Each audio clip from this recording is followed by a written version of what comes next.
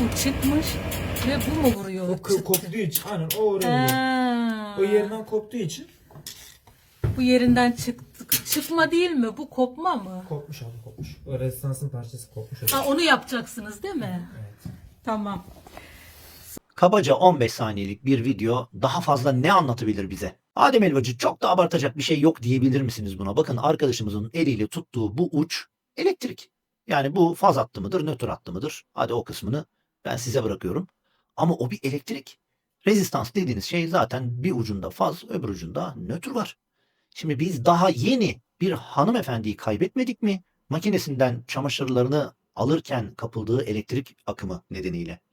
Şimdi üretim maliyetlerinin düşürülmesi ve güvenlik ile ilgili problemlere, makinelerin erken çürümesine karşı bu kadar tepkisel içerik üretiyor olmakta ben şimdi haksız mıyım?